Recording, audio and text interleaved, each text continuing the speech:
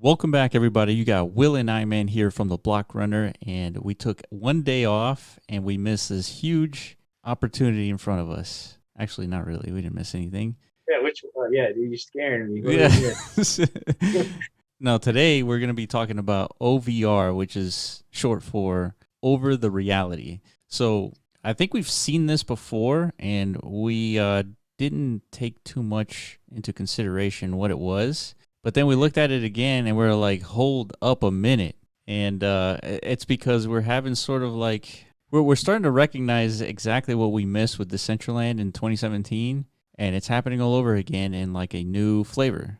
Yeah, we So, didn't really miss Decentraland. We just missed one part of Decentraland, right? Like yeah, the the the found- genesis of Decentraland. Genesis, exactly. The part of Decentraland where it was just pixels on a screen, right? Yeah, And there was no possibility, like no understanding of what was to be built on these pixels at the time. yeah. So yeah, now we've so yeah, what's OVR, dude?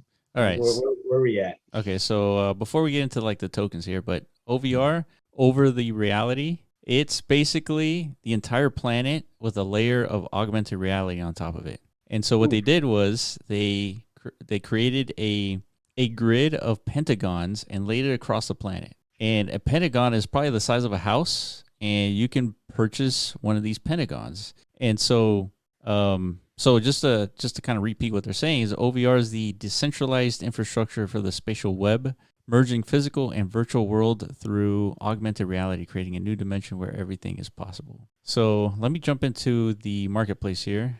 That way you can see what we're talking about. And so you're going to see the planet show up, and we can just zoom in. Let's go to New York here. this is our planet, by the way. Yeah, In this case you isn't. weren't aware. Yeah, this is. If you're not in case you're not geographically like inclined, Yeah. haven't looked at the map since like the second grade, right? A lot of people have it.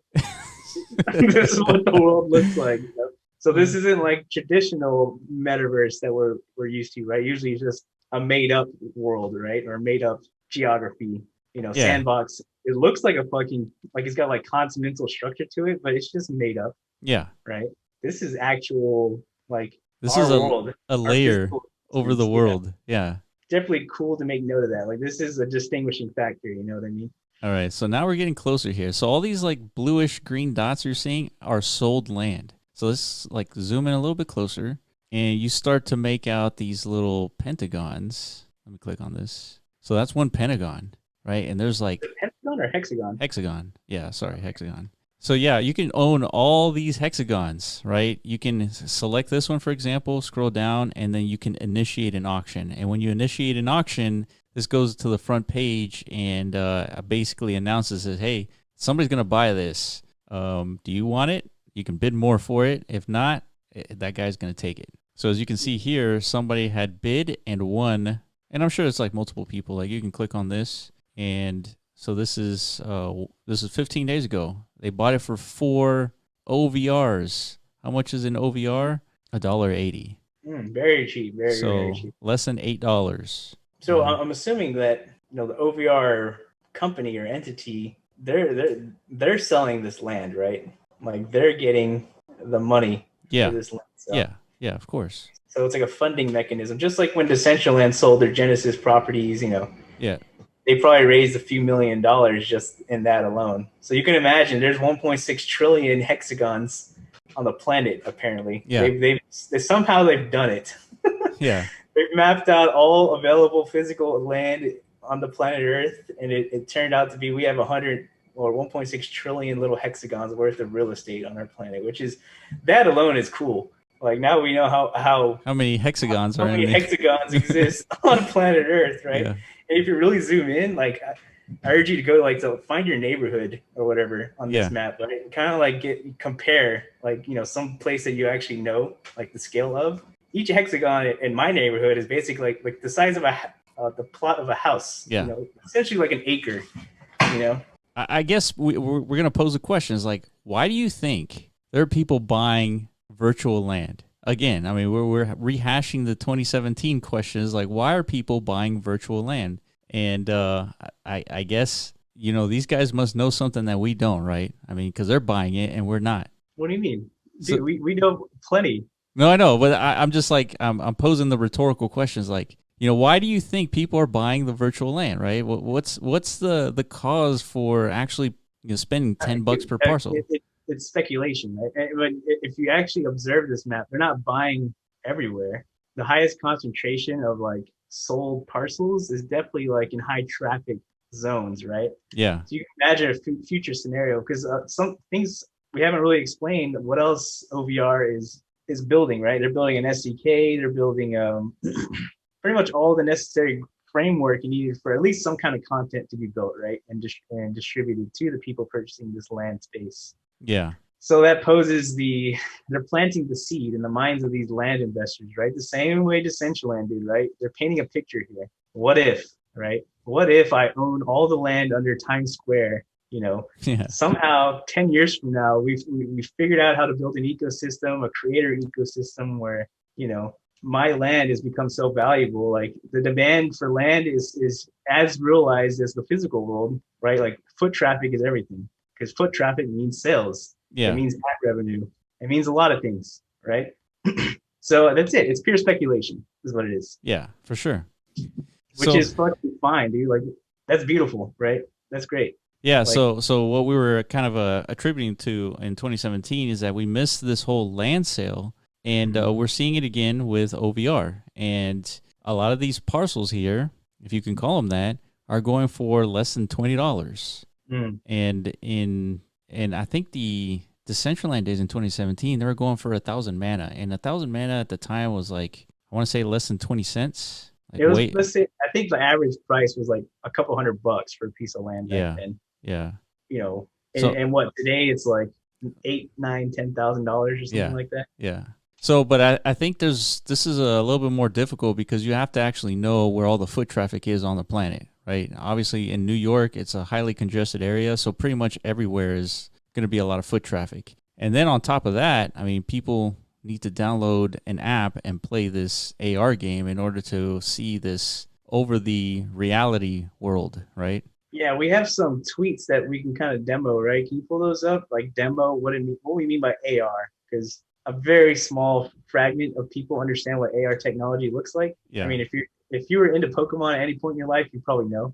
Because at some point, like 3 or 4 or 5 years ago, Pokemon released a game called Pokemon Go. It was a smash hit, right? If you Yeah. remember that time, like in 2016, you saw like everybody out in the streets for the first time ever, right? People are out in the Yeah. parks again. What the fuck are they doing out in the parks? All looking at their phone, right? Right. They were all playing an augmented reality game. They were out there catching Pokemons, in the real world through their phone as an interface. So that's the AR experience, right? Right. Right. The tweets are in our Discord. Can you find them? Yeah. Where you as a user can go find them, click on it. It's an interactive, piece of content in the AR space, and you can earn some tokens by doing that. And this is just like a demonstration of what the AR. Yeah, so this is the one that you're talking about. So people are walking around in real life and they're finding treasure chests on this AR app. Yeah, dude, don't think that's all this is for, right? Okay, like what's the big deal? A treasure chest? Yeah. It's just a demo of what's possible, right? There it is. You have an AR digital asset in the middle of the fucking street, right? Yeah. Ignore the dangers of that. Think of the potential implications of what else could be built, right? Like, Right. that's what's so cool about this. It's just it adds a whole new experience to our lives, right? Like while we're walking to work, Yeah. hopefully while we're responsibly doing that, looking at our phones, potentially interacting with this world, you could be earning money on your way to work. Yeah. Right? Imagine if you keep finding these chests all over, like your casual 30-minute walk to work or whatever. You earned $20 on the way to work. Now you got lunch money. Yeah. For sure. Like how cool was that? It's fucking awesome. Yeah, so think of this layer on top of a stadium. You're going to see a basketball game, and in that stadium, you see all kinds of like virtual reality objects, and you can start interacting with them. Hell yeah. I mean, so We're already working closely with a project they're kind of looking to pioneer the idea of like owning digital pets in this metaverse space, right? So like, building a connection with the digital world, right? We have pets in the real world that we love dearly. Yes. we interact with them, we spend plenty of time with them, we care for them. So we can do the same thing in the digital world and say, yeah, you can deploy them while you're at a game, right? You can have your digital pet with you. You can't have your real dog with you. You know what I mean? You can have your freaking Doge, your digital Doge, just running around. Like actually, the Doge. Let's say the Doge just has like little pets in the future. You know? Yeah, for sure. Yeah, so then this platform is allowing people to create content eventually. So their SDK is going to be dropping sometime in 2021, and just like Decentraland's SDK dropped, and now it's open to anyone to create content for this world. So if you know that there's going to be a lot of foot traffic in New York, you want to create content for this landowner to deploy revenue generating NFTs potentially. Mm-hmm. And if you know there's gonna be a lot of traffic here, and eventually people are gonna be downloading this app and playing these virtual reality or augmented reality games, then there's a huge potential for this landowner to start generating revenue and creating this gameplay experience that you couldn't have without this platform, without this layer on top of the world. Mm-hmm. So, I mean, this is definitely within our wheelhouse. We know exactly what is happening here. And just like in 2017, it was kind of difficult to understand owning virtual land. Now it should be like commonplace to kind of know what is happening here. And clearly there's a few people savvy enough to understand that there's a land grab in the literal sense. Yep. Right. Yep. And just you can see closed auctions, meaning you click on a hexagon, you bid on it, and if nobody else bids, it's a closed auction, right? So 179,000 closed auctions so far. Highest bid, 6,400 OVR. I wonder what that piece of land looked like. Oh, visit the OVR land. Let's see. But yeah, oh no, it's not going to tell you. But yeah, keep in mind, man, like this is a big wave of the future right here, for sure. Is that it? Yeah, I think this is it. Why the hell would that be worth like $10,000? It looks so like obscure and like not important. Maybe like it's somebody's actual house. They're like, you know what? Yeah, here it is. Oh, there was some competition. This is 2 months ago. It's in Spain, dude. Yeah. What's going on in Spain? Yeah, I don't know what this is, but somebody spent like 10 grand for this. Wow. Maybe that's like the founder's house. Maybe it's like an internal within the team. They're like battling. Maybe it's like the HQ for this Maybe project. it is. Maybe it is the HQ, yeah. It's like, they're battling amongst themselves. Like, who's going to own our own HQ? Yeah. But this is pretty cool, man. This is definitely exciting. I think we'll be talking a lot more about this project in the future, just because we have a lot of like personal opinions on how this should be built. Yes. Because we have a lot of experience dealing with the metaverse and. Yeah, I mean, just to kind of rehashing everything with Decentraland. I mean, they just sold a bunch of land. They raised $24 million. This is a method to raise funds for your project, right? That's what OVR is doing, right? Decentraland did it. Sandbox does it. There's a bunch of projects selling land, right, on Binance. So this is a common way to fund a metaverse project. What we don't see is like the sustainability of what's going to be happening on this metaverse. We didn't see it with Decentraland. We're not seeing it with OVR. But there are other projects that are sort of coming up with their own ways, like Sandbox as a marketplace, and they're selling user created content. But that's what we specialize in. We make sure we figure out the economics of having people build content that would entice a landowner, like those OVR landowners or Decentraland landowners, to buy the content, deploy it, and hopefully generate some revenue. And so this is like a franchise model of content creation, right? The creator makes content, makes 10, 20 mints or 100 mints, whatever it is, depending on what the content is, and hopefully that content generates revenue for the landowner, which generates revenue for the creator. And now that you have a full economic system supporting this layer of gameplay activity. Yeah, now there's something for the users to do, right? Yeah, now there's something for the users to do, yes. Because because we talk about this all the time, but this is the trilemma. Why would a developer make anything if there are no users for it on that platform, right? And then why would a player play a game when there's no content in it? And then so then the landowner is left holding the bag on just buying the land. There's no content, there's no users. Like, what's the point? Yeah. So we figured out with MetaZone that you have to crack that egg by creating a marketplace where landowners have something to purchase. And if landowners have something to purchase, then potentially you can start attracting users to that game or that content or whatever it is, so that you can start creating that ecosystem. And so you have to attack the developers obviously in a good way, but you have to go after the developers and have them make content. And and so if you go back to OVR, I mean, this is economics 101, man. Like, yeah. if you're to build an artificial island out there off the coast of whatever the fuck, yeah, who's going to go to your artificial island? It's just a bunch of land investors have this land. So part of being a land investor is you got to figure out what content to put on your freaking man-made island to attract people to buy tickets to fly to your freaking obscure location of the world.